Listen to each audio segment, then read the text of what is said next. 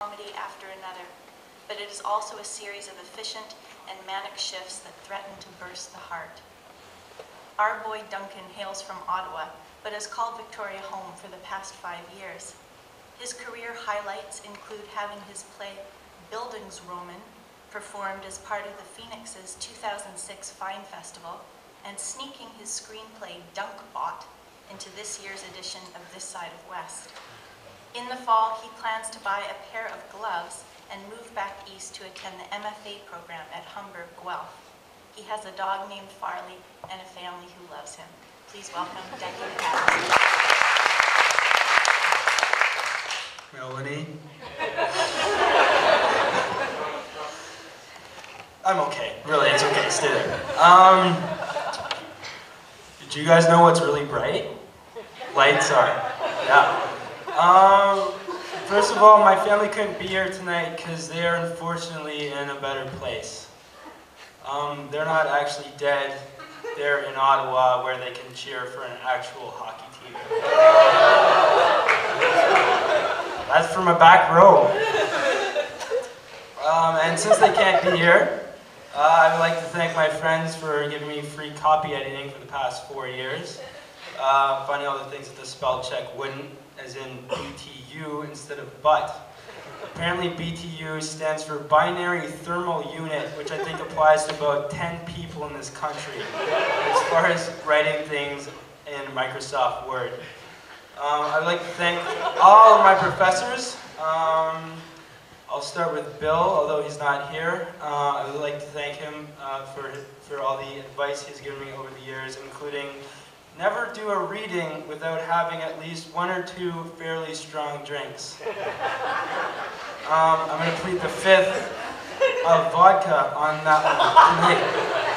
I'd also like to thank Joan, although she's also not here, but I've found her to probably be the most supportive woman I've ever met in my life, and that includes my mother, who's not here. And last but not least, I would like to thank Lorna Jackson, whose office door is always open, and if it's not, she's probably in there, and if you just knock like more than 3 times, she'll probably open it.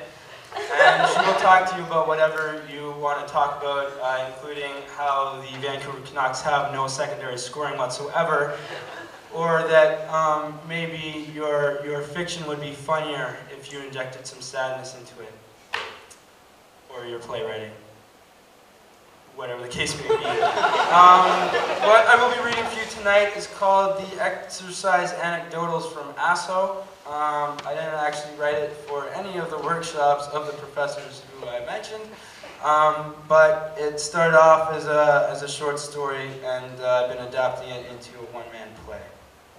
Show. One-man. Jesus.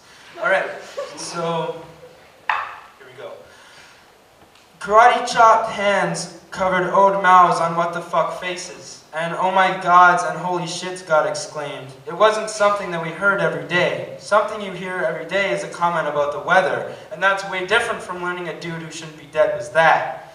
Dead people are supposed to be old, and they're supposed to have their shit together.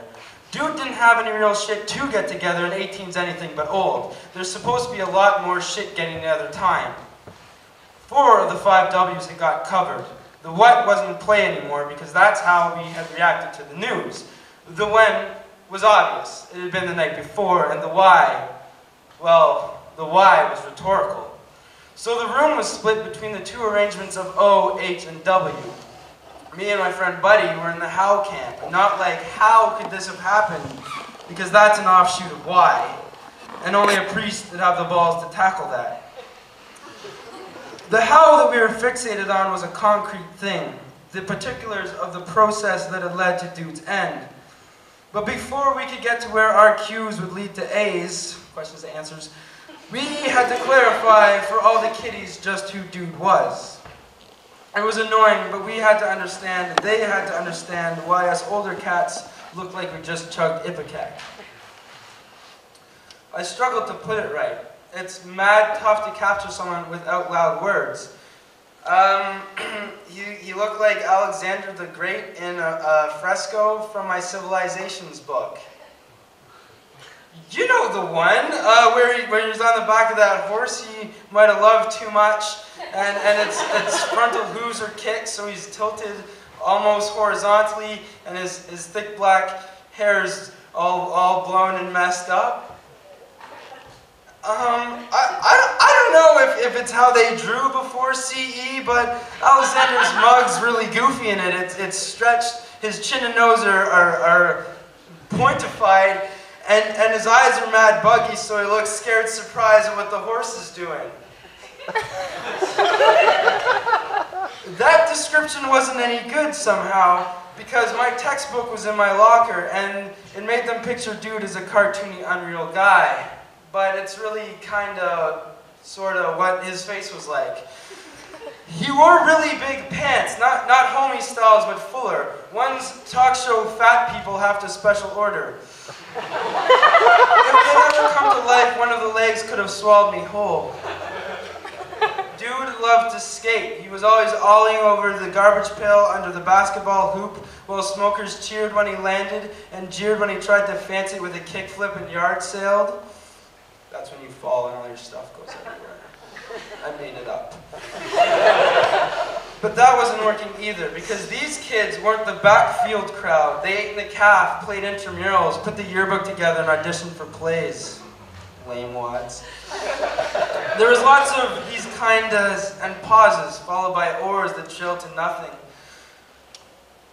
He wore hoodies 365 that matched the bagginess of his jeans. Always these neons and pastels, strange mixes of Easter in the early 90s with weird-ass logos emblazoned on their fronts.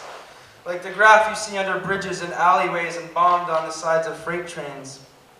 Some of them had cartoony animals toting gats.